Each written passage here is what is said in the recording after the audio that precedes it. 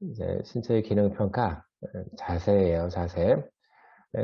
굉장히 많이 언급이 되는 말들이 있는데, 이상적인 중력 중심선해갖고, 어, 마스토이드 프로세스, 귀 쪽에서부터 서비칼 목 쪽을 지나서 아크로미언, 어깨 봉우리, 그리고 L3 몸통, 또 S2 앞쪽, 그리고 큰 돌기, 또는 힙 조인트 살짝 뒤쪽으로 가고요. 무릎 관절에서는 약간 앞쪽으로 떨어지고 발목 관절은 앞쪽으로 떨어집니다. 이게 정상적이고 가장 이상적인 우리 몸의 신체 중심선이에요. 선. 자, 그런데 이 중심선에 대한 거를 얘기하는 이유는 이 이상적인 거를 바탕으로 해서 어떻게 되는지를 따져봐야 되는데, 노인들의 경우에는 자세가 앞쪽으로 구부정해지고 무릎이랑 엉덩관절, 힙조인트를 좀 못 펴게 되는 그런 일이 많이 발생을 합니다. 우리 몸에서 짧아지기 쉬운 근육이 있어요. 단축되기 쉬운 근육이 있습니다. 주로 어깨 쪽에 인터널 로테이터들 짧아지기 쉬워요. 그 대표적으로 팩토럴리스 메이저 큰 가슴근 같은 경우는 가슴 앞쪽에 있기 때문에 이게 짧아지게 되면 둥근 어깨가 됩니다. 어깨가 앞쪽으로 둥그스름하게 모아지는 어깨가 되고 또 허리가 이렇게 등이 구부정하다 보니까 머리는 이제 앞쪽 거북목 자세 또는 전방머리 자세 이런 식의 얘기 들어본 적이 있을 거예요. 머리가 앞쪽 굽힘 그리고 가슴 쪽에서는 척추가 뒷굽음이 증가가 됩니다. 자, 그리고 우리가 가만히 앉아 있으면 이렇게 앉아 있게 되면 이렇게 접히는 부분 있죠. 접히는 부분. 여기 있는 근육들은 짧아지기 쉽습니다. 다시 말해서 이 플렉서, 무릎, 굽힌근 이거는 짧아지기가 쉽고요. 발목 여기 있는 거 주시엔, 아킬레스건 짧아지기가 쉽습니다. 그래서 뭐 짧아지기가 쉬운 거지 무조건 짧아진다는 얘기는 아니고요. 대개 다른 운동을 하지 않으면 뻣뻣해지고 짧아지면서 엉덩관절, 힙 또는 무릎 펴는 거가 잘 안 되는 경우가 있습니다. 다시 말해서 유연성이 굉장히 많이 떨어진다라고 하는 얘기고, 네, 그리고 근력은 시간이 지나면서 조금씩 떨어지게 되겠고요. 발목, 아킬레스건과 GCM 같은 것들이 짧아지기 때문에 걸을 때 발목을 노지플렉션 바짝 당겨오는 게 어려워집니다. 그래서 종종 발을 끌으면서 걷고 그것 때문에 넘어지기도 하고 어쨌든 자세가 구부정하고 짧아지게 되는 그런 경향이 너무 크기 때문에 전체적으로 자세 불량이 생기게 됩니다. 그래서 플럼 라인이라고 하는 거는 천장에다가 추를 달아갖고 이렇게 달아 놓습니다. 그러면 이게 추의 무게 때문에 일자로 쭉 내려오거든요. 이 추를 내려오는 실 라인을 가지고 자세를 양쪽이 또는 앞뒤가 어떤지를 보는 거를 플럼 라인 테스트라고 그래요. 자, 다시 말해서 약간의 무게감이 있을 만한 추를 실로 천장에 쭉 달아놓고요. 전체적으로 실 라인, 그 실선을 따라서 양쪽, 그리고 앞뒤로 자세를 비교하는 검사를 플럼 라인 테스트, 측연성 검사라고 합니다.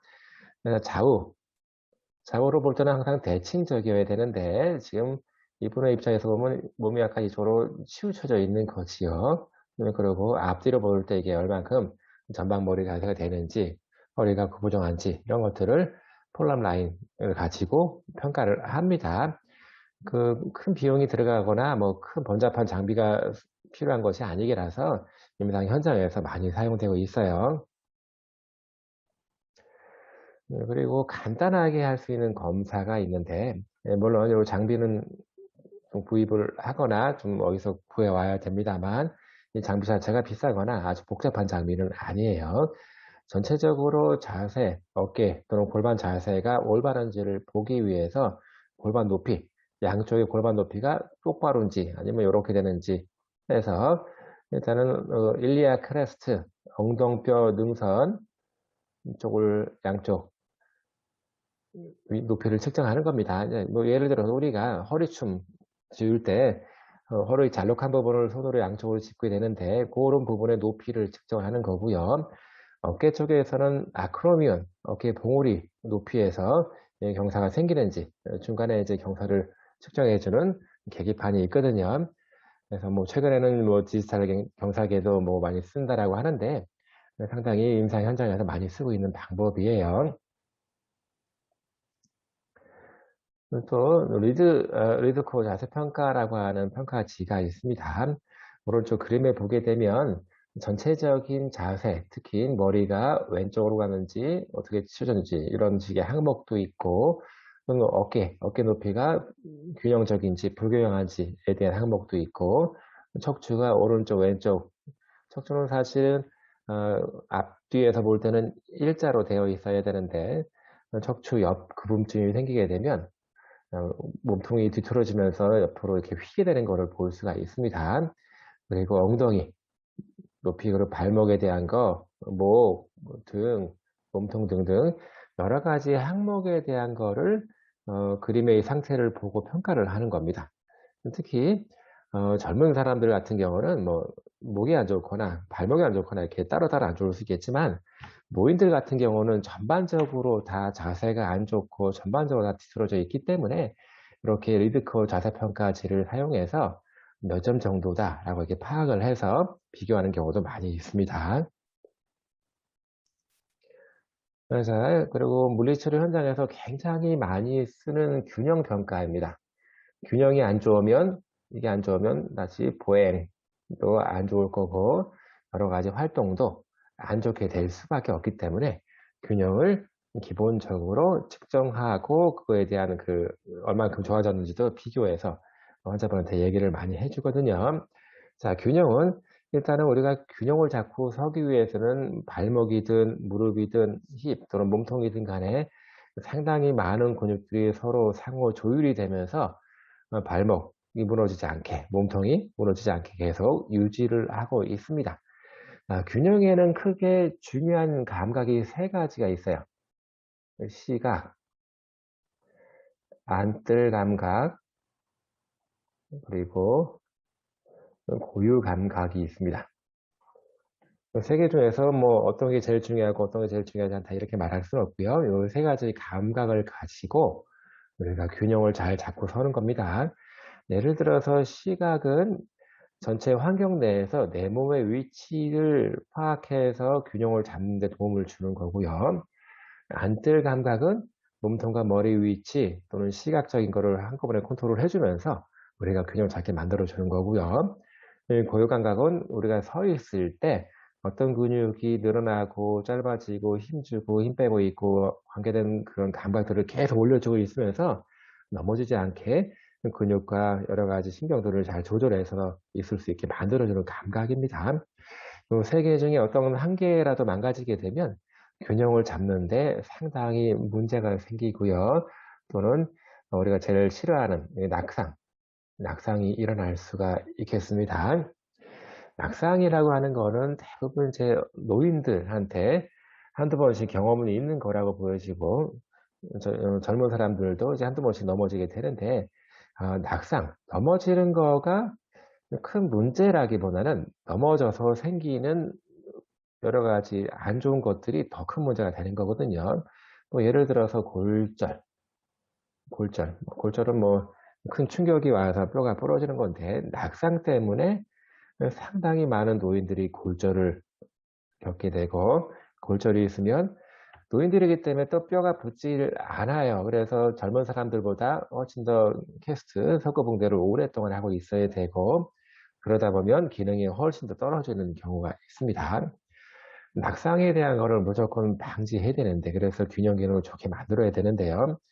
일단 노인들은 근력이 떨어지고 유연성이 안 좋고 불행히도 이 세 가지 모든 감각 기능이 떨어집니다. 특히 고유 감각 기능이 떨어지고 또 우리가 넘어질 때 팔을 쫙 뻗치면서 내 몸이 다치지 않게 딱 보호를 하게 되는데, 그런 식의 반응이 되게 늦게 나타납니다.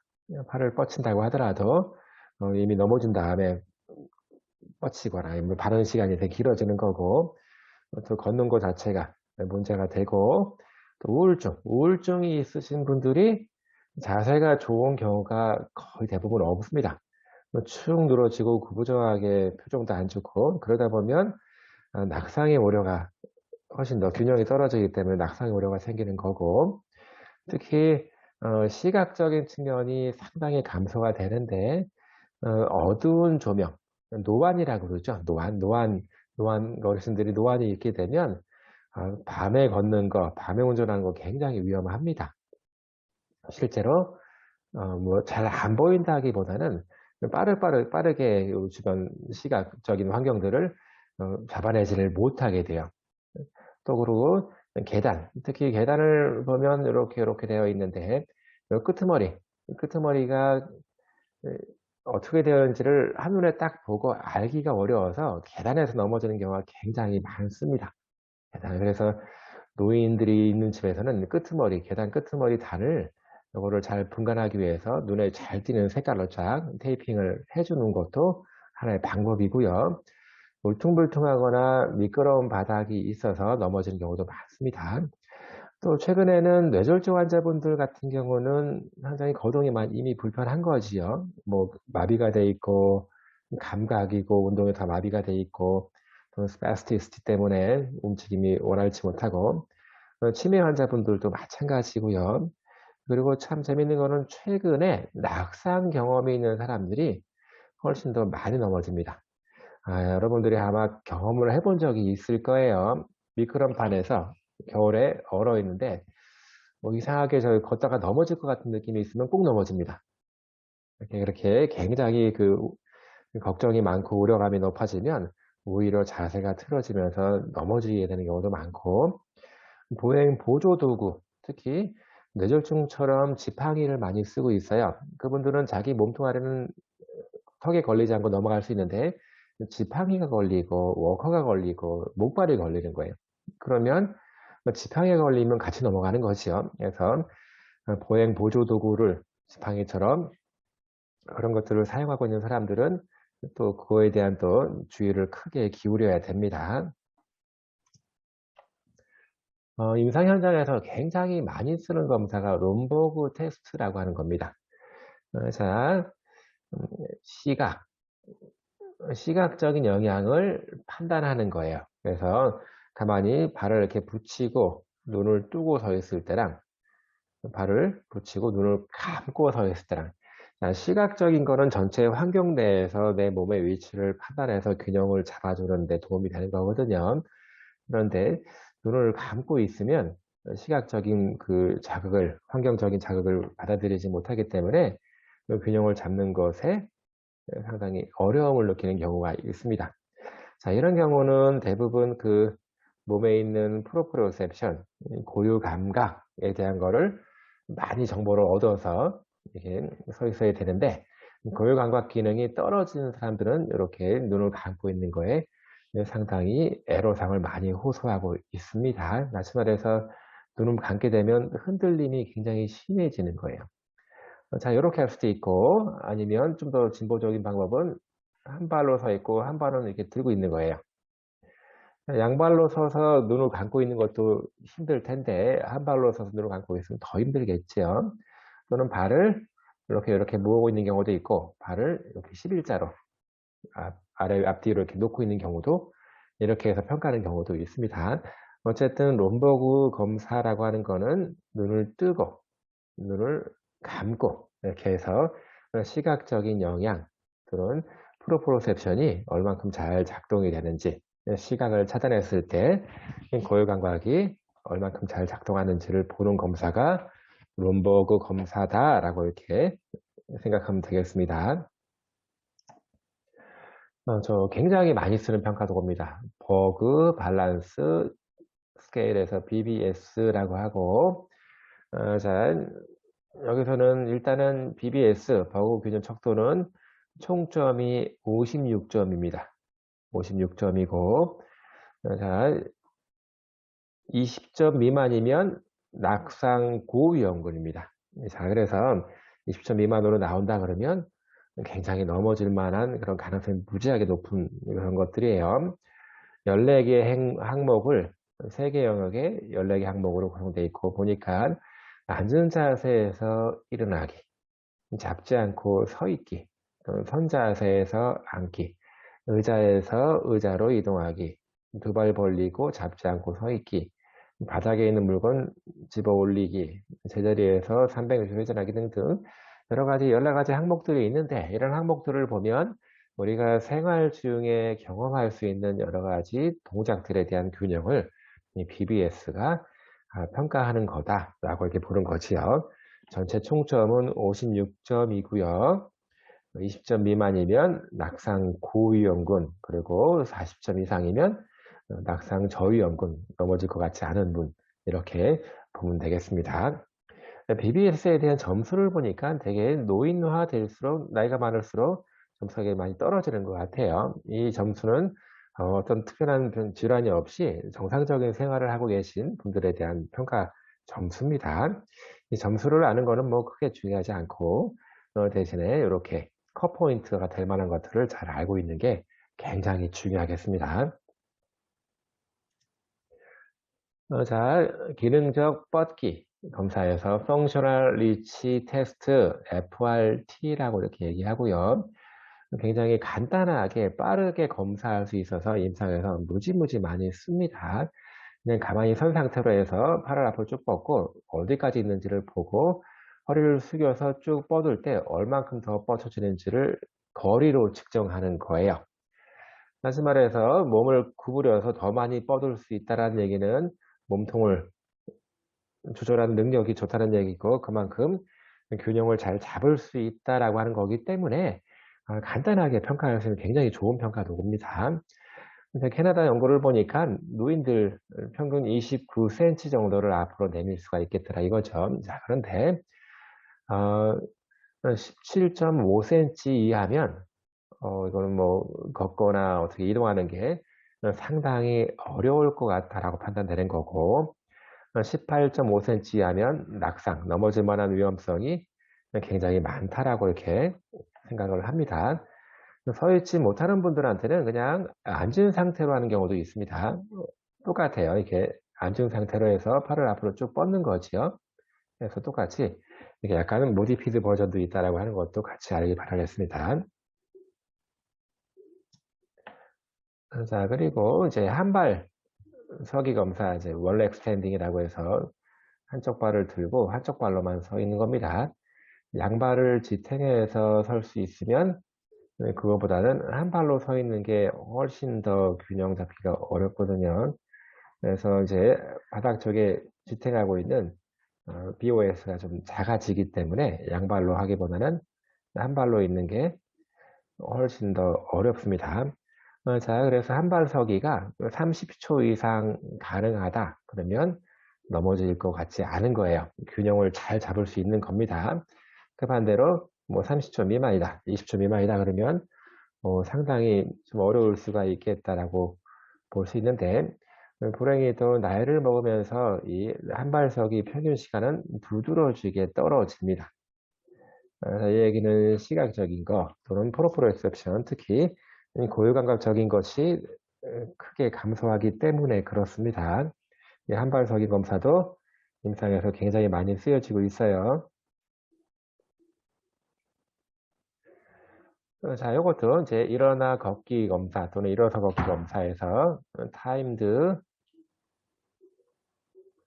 어펜 고 테스트에서 터그라고 합니다.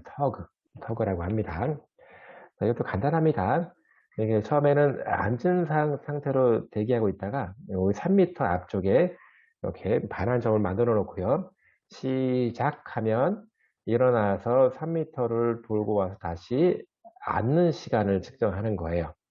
다시 말해서 처음에 앉아있는 상태로 시작을 하고 서서 앞으로 3m를 걸어가고 돌아와서 다시 앉을 때까지의 시간을 이 터그 검소로 측정을 합니다. 자, 보게 되면 일단은 앉아있기 때문에 일어서는 거, 시트 스탠드 또는 서서 앉는 거, 스탠드 투 시트하고 앉고 서기에 대한 거가 포함되어 있고 또 직선거리를 이동하는 거죠. 3m 앞을 가고 3m 뒤로 오는 거. 그리고 또 하나는 회전 움직임이 있는 거지요. 이게 회전 구간을 돌아서 다시 돌아오는 거기 때문에 터그 검사는 어떻게 보면 뭐 동적 균형뿐만 아니라 보행 능력까지도 같이 한꺼번에 볼 수 있는 거다라고 생각할 수 있습니다. 상당히 간단하기 때문에 그리고 변별력이 되게 높습니다. 그래서 낙상 우려가 있는 사람들을 잘 찾아낼 수 있는 그런 아주 간단한 평가 방법으로 볼 수 있겠습니다. 되게 뭐 3m이기 때문에 왔다 갔다 하는 거는 금방이거든요. 근데 12초 이상이 걸린다. 그러면 낙상 위험한데 이렇게 생각할 수 있고 13.5초, 13초 이상이 걸리면 거의 대부분 낙상 우려가 굉장히 큰 걸로 이렇게 볼 수가 있습니다. 터그 검사 시간도 마찬가지로 60대보다는 80세 시간이 좀 더 훨씬 더 많이 걸리는 걸로 예측이 되고 있습니다. 이거 당연하겠죠. 모든 뭐 근육 기능도 안 좋을 거고 관절 기능, 자세 다 안 좋을 거기 때문에 그렇습니다. 자, 그래서 이제 균형과 더불어서 이제 보행에 대한 거를 보게 되면 보행 일단은 그 노인들이 걷는 거가 잘 안 되는 경우가 많습니다. 물론 이제 병이 있어서 안 되는 경우도 있지만 병이 있지 않다라고 하더라도 전체적인 보행 속도는 조금씩 느려질 수밖에 없습니다. 감각 정보도 적게 들어가고 또 운동 반응도 이렇게 반응 시간 떨어지기 때문에 그렇고요. 또 심각하게는 전체적인 특히 뇌 기능 자체가 부분적으로 이렇게 퇴화되는 경우도 굉장히 많습니다. 반드시 100%다 그렇지는 않겠지만 인지 기능도 떨어지는 경우도 많고요. 평형 감각, 뭐 시각이든 균형이 필요한 감각들, 균형 안뜰 감각, 그리고 뭐 고유 감각 전부 다 감소되기 때문에 전체적인 움직임을 조절하고 균형을 맞추는 것이 상당히 어렵습니다. 그리고 근력 자체가 두드러지게 떨어집니다. 뭐 10년에 65세 이상부터는 10년에 10%씩 빠진다라고 하는 것도 있는데 어쨌든 간에 근력이 계속 떨어지게 되고 그래서 빨리 걷질 못합니다. 걸음걸이, 보행거리는 왼발 딱 가고 오른발 딱 가고 다시 왼발 가고 여기서부터 여기까지 이 거리를 스트라이드 랭스라고 합니다. 어쨌든 걸음을 뛰는 그 보폭이 좀 짧아진다라고 이제 생각이 드는 거예요. 그리고 전체적으로 관절이 유연성이 떨어지면서 관절 운동 자체가 많이 변하게 되고요. 또 골반 앞뒤 경사, 뭐 로도시스가 많이 감소되거나 증가되거나 아니면 카이포시스가 또 나타나거나 등등 또 두드러지게 엉덩관절, 힙, 니, 앵클 쪽에 근육이 짧아지고 타이트해지면서 아브램이 떨어지게 됩니다. 그래서 사실은 걸음걸이에 대한 거를 뭐 정량적으로 보행 검사를 해서 하면 좋겠지만 그런 장비들이 너무 워낙 그 값이 비싸고 또 그 관리하고 조정하는 게 좀 어려운 부분이 있어서 사실은 임상적인 평가 도구들도 많이 쓰고 있습니다. 대부분 이제 관찰에 의해서 이제 설문지 형식으로 표시를 하는 거지요. 설문지 형식으로 표시를 해야 됩니다. 그리고 양적으로 해서 시간, 보행 속도, 뭐 10m를 가는데 얼마나 걸리냐, 아니면 6분 동안 걷는데 얼만큼 멀리 걸었냐 등등 신간극 거리에 대한 항목들로 평가를 하는 경우도 있고요. 또는 침대, 휠체어 이동하는 것 같이 기능적인 요소들에 대한 것도 이제 포함시켜서 노인 보행에 대한 것을 평가하고 있습니다.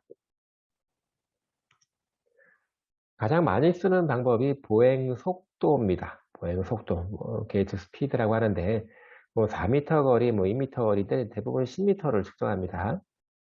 10m를 통과를 할 때 10m 동안 몇 초가 걸리는지 거리랑 시간이 나와 있기 때문에 보행 속도 미터 퍼 세크를 이거를 알 수가 있겠죠.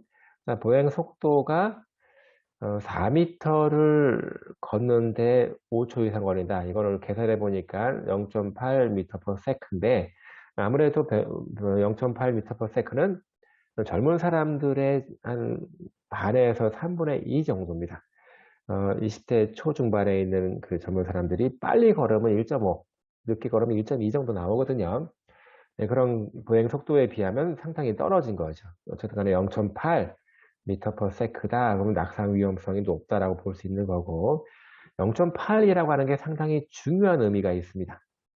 지역 사회에서 걸을 수 있는 정도로 우리는 0.8 미터 퍼 세크를 가지고 얘기를 하는 거예요. 0.4는 그냥 밖에 못 나가고 그냥 집에서만 들락날락 할 수 있는 정도라고 볼 수 있고 0.4에서 0.8 사이는 그냥 나가더라도 밖에 나가더라도 집 문 앞에 뭐 가까운 편의점 이런 정도밖에 못 나간다라고 보면 됩니다. 그래서 이렇게 0.4, 0.8 이런 식의 구분을 가지고 많이 합니다. 어쨌든 0.8m/s 이하면 지역사회에서 마음대로 활보할 수 없고요. 왜? 낙상 위험이 크기 때문에 그렇습니다. 네, 불행히도 이것도 나이가 들면서 상당히 보행 속도가 떨어지는 걸로 나왔습니다. 60세까지는 그나마 괜찮지만 이렇게 80세가 되면 상당히 좀 떨어지는 그런 경향을 보이고 있는 것 같아요. 자, 이거는 게이트 abnormality rating scale에서 GARS라고 합니다. 보행 장애 평가 척도라고 하는데 이거는 노인들의 보행 수준에 대한 것을 관찰적으로 평가하는 겁니다. 그래서 보행 움직임의 다양성이라든가 아니면 비틀거림 또는 흔들림이 있는지 없는지 정도, 다리 쪽에서 보면 발 접촉하는 게 좋은지 또는 엉덩관절, 무릎에 힙이랑 니의 운동 범위에 대한 거, 걸을 때 몸통과 머리와 팔을 어떻게 움직이는 등등을 가지고 0점에서 3점, 4점 척도로 이제 점수를 매깁니다. 자, 점수가 높을수록 보행 상태가 안 좋은 거를 의미하는 거예요. 그래서 18점 이상이면 낙상 위험도가 꽤 높은 거다 이렇게 판단하고 있습니다. 자, 보행 장애 평가 척도 이런 거는 특별한 장비 없이 설문지 형태로 이렇게 보면서 하는 거기 때문에 상당히 사용하기 편하겠죠. 표에서는 굉장히 간단하게 제시되어 있는데 사실은 인터넷상에서 가스를 찾아보면 각각 항목에 대한 설명, 점수 매기는 거에 대한 설명이 다 공짜로 제공이 되고 있습니다. 자, 이거는 기능적 보행 분류에서 Functional Ambulation 카테고리 FAC라고 합니다. 이거는 보행 상태를 점수를 매기는 것보다는 현재 어떤 등급에 해당되는지만 얘기를 하는 겁니다. 특히 뇌졸중처럼 신경계 질환이 있는 사람들 보행 상태를 Functional Ambulation 카테고리 2등급, 4등급 이렇게 판단하는 겁니다. 자, 0등급은 혼자 걸을 수 없는 상태입니다. 그리고 2명 정도가 도와줘야 되는 거고 1등급은 1명 정도, 2명이 아니라 1명이 도와주면 균형을 잡고 걸을 수가 있는 거고 2등급은 1명이 도와주긴 하지만 항상은 아니고 이제 가끔씩 도와주는 거를 얘기하는 거고 3등급은 그냥 도와주는 것보다는 슈퍼비전이죠. 옆에서 잘하고 있는지 봐주는 거예요. 그리고 4번은 혼자 걸을 수 있는 거. 그렇지만 약간은 그 지면이 울퉁불퉁하거나 지면 상태가 고르지 못하면 도움이 필요할 수도 있는 거고 5번은 아무런 제한 없이 아무 때나 다 걸을 수 있는 겁니다. 그래서 뇌졸중 환자분들이 또는 파킨슨 환자분들이 몇 등급에 해당되는지를 요거로 가지고 딱 설명을 하면 보행 능력에 대한 걸 예측하는 게 상당히 편하겠죠. 평가라고 하는 거는 그 치료사 혼자서 보려고 하는 것이 아니라 환자분에 대한 거를 좀 객관적으로 평가해서 보여주려고 하는 거거든요. 그래서 이렇게 등급으로 매겨서 알려주면 다른 사람들이 보기에도 상당히 편하게 그 보행 수준에 대한 거를 예측할 수가 있습니다. 자, 그리고 피부입니다. 피부. 피부계 물리치료에서 피부 상처라든가 욕창 관련된 그런 평가를 해야 될 때가 있는데 어쨌든 피부라고 하는 거는 우리 몸의 바깥과 내부를 경계를 지면서 외부에 있는, 바깥에 있는 안 좋은 것들이 몸 안쪽으로 들어오지 못하게 막아주는 굉장히 중요한 신체 부위라고 볼 수 있습니다. 다시 말해서 이제 보호막이에요, 보호막. 그래서 내부를 보호하고 외부에서 들어오지 못하게 차단하는 역할을 하고 있는데 나이가 들면서 마찬가지로 피부의 이런 기능들도 좀 많이 떨어지게 됩니다. 그래서 아무래도 상처가 생기면 빨리빨리 치료되는 것이 아니라 치료 시간도 좀 느려지고 또는 치료가 됐다라고 하더라도 굉장히 많이 상처가 또 생깁니다. 이렇게 자국이 생깁니다. 그래서 이렇게 이제 피부 노화에 따라서 피부 상태도 같이 변하는 것 같아요. 피부계 질환은 그 전체 노인의 90% 정도가 나이를 들면서 경험을 하고 있는 거고 점점 더 올라가고 있습니다. 그래서 피부 평가를 보게 되면 피부가 수분 섭취가 어떤지 또는 감염 위험성 등등에 대한 거를 이제 판단을 해야 되고 만져봤을 때 피부의 온도라든가 피부의 유연성 눌러보면 이제 꼴렁꼴렁하게 들어갔다 나갔다 잘 해야 되는데 심하게 많이 부어있는 근데 그런 피부를 눌러보면 이게 한번 누르면 다시 튀어나오지 않습니다. 튀어나오는데 오래 걸려요. 그런 것들 보는 거고 피부가 이제 긴장도가 어떤지 뭐 등등을 판단할 수가 있겠습니다. 보다 전문적인 그런 평가를 위해서는 뭐 손톱이라든가 머리카락을 가지고 신체 표면에 대한 검사를 할 수도 있고요. 그냥 물리치료사 입장에서는 상처가 어떤 형태고 어떻게 구성되어 있는지 정도를 평가할 수 있으면 될 것 같아요. 상처 평가는 크게 이제 얼마나 상처가 깊은지 넓은지 등등 또 색깔이라든가 어떤지 뭐 거기서 이제 고름이 같은 게 나오면 그 배출물에 대한 뭐 색깔을 판단할 수 있는 거고 대략적으로 상처의 크기 정도를 이렇게 길이 폭을 가지고 측정해서 판단할 수가 있습니다. 또는 이제 상처가 파여 있는 경우는 얼마나 깊게 파여 있는지도 이렇게 보는 경우가 있습니다. 또 그 피부가 좀 부어 있는 경우도 있는데 부어 있는 경우는 항상 둘레를 측정해서 기록을 하는데 기록할 때는 어디 부위에 둘레를 측정했는지 측정 부위를 반드시 기록에 넣어야 됩니다. 부위에 따라서 이제 둘레가 완전히 바뀔 수가 있기 때문에 그래요. 그래서 뭐 상처의 색깔을 보게 되면 대략 이제 빨간 붉으스름한 색깔 정도가 좀 비교적 좋은 상처인 것 같아요. 누르스하거나 아니면 까만색 같은 경우는 괴사가 있을 때 피부가 까맣게 이제 색깔로 보이고요. 어쨌든 이렇게 피부의 색깔을 보고 상태를 보고도 어떻게 진행되고 있는지 치료가 되고 있는 건지 치유가 되고 있는지를 예측할 수가 있겠습니다. 특히 물리치료사한테 굉장히 관련성 있게 봐야 될 피부 계통은 욕창입니다. 욕창. 프로에시오 얼서라고 하는데 마찬가지로 욕창도 제 상처가 생기면서 깊게 파인 거거든요.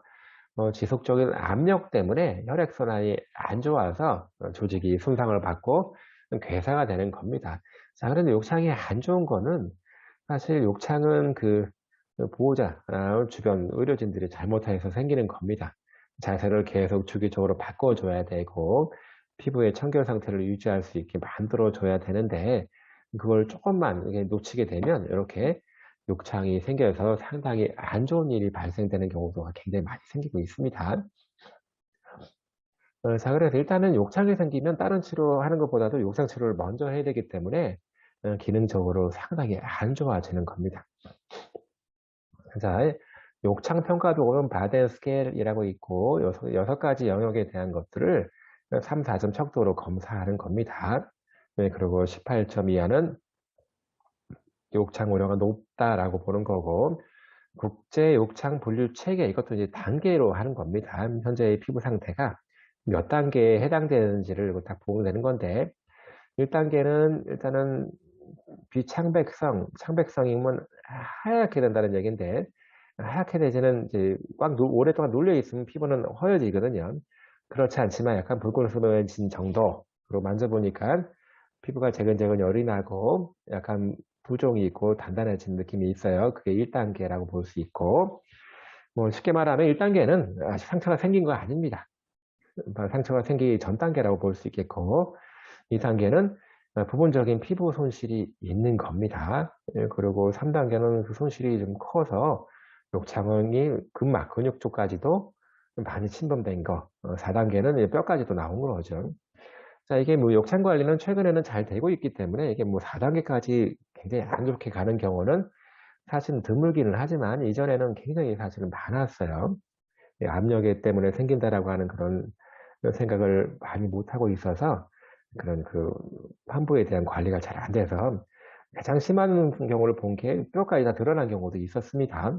어쨌든 이게 단계별로 해서 1단계에서 4단계까지 그 단계별로 등급으로 구분하고 있다라고 하는 것도 잘 알길 바라겠습니다. 자, 신체 기능 평가에 대한 거를 좀 이렇게 요약을 해보면 일단 첫 번째는 관절 운동성, ROM이 되는 거죠. ROM. ROM에 대한 평가. 이거는 사실은 ROM이랑 MMT, 근력에 대한 평가는 물리치료에서 그냥 기본적으로 다 포함되는 겁니다. 관절 유연성과 근력 수준에 대한 거를 평가하는 거는 기본적으로 다 들어가는 거고, 심폐지구력 같은 경우는 심장과 호흡 능력, 유산소 능력을 보는 겁니다. ROM 같은 경우는 주로 각도계 고니오미터를 가지고 검사하는 경우가 대부분이고요. 근력은 그냥 MMT 또는 악수할 때 꽉 쥐는 힘 정도를 가지고 전체적으로 예측할 수 있고, 또 심폐지구력은 운동 부하 검사입니다. 그래서 심장 기능이 우리가 움직일 때 어떻게 나타나는지를 함께 보는 겁니다. 그래서 이거를 운동 부하 검사, 스트레스 테스트라고 이렇게 하고, 6분 걷기 검사도 있는데 6분 동안 얼만큼 먼 거리를 걸을 수 있는지를 측정하는 건데, 30m를 이렇게 반환점을 만들어 놓고 이거를 6분 동안 계속 뺑글뺑글 도는 거예요. 그래서 몇 바퀴를 도는지를 계산해 보면 뭐 미터가 나오겠죠. 거리가 나올 겁니다. 자, 그리고 자세에 대한 거는 노인들 자세는 분명히 둥근 어깨, 그리고 거북목 자세, 머리가 앞으로 구부러진 거, 그리고 등이 굽는 거 등등, 또는 힙 조인트, 엉덩 관절, 무릎 관절은 플렉션 쪽으로 타이트해집니다. 그래서 몇 가지 검사를 가지고 자세에 대한 걸 볼 수 있고요. 균형에 대한 거는 이제 보행, 기능적인 움직임과 아주 밀접한 관계가 되기 때문에 이제 임상 현장에서 굉장히 많이 쓰는 균형 평가 도구는 롬버그 검사와 원렉 스탠딩, 한발서기 검사, 그리고 FRT, Functional Reach 테스트 또는 터그, 타임드 업앤고 테스트 이런 것들을 가지고 균형을 정적인 균형, 동적인 균형을 판단합니다. 자, 보행에서는 주로 보행 속도에 대한 거 또는 보행장애 척도를 이용해서 전체적인 거 가이드같이 척도를 이용해서 보행 점수, 관찰적인 점수를 매기는 경우도 있고, 기능적 보행 분류 FAC는 이거는 그냥 등급을 매기는 겁니다. 보행 수준에 대한 등급을 매기는 것도 있더라라고 하는 것도 알길 바라고요. 피부 쪽에서는 노인들은 대부분 이제 피부 쪽에 문제를 가지고 있습니다. 특히 상처 평가와 욕창 평가에 대한 걸 우리가 잘 볼 필요가 있고, 욕창은 국제적으로 4단계로 구분해서 욕창에 대한 거를 등급화 시켜 놨습니다.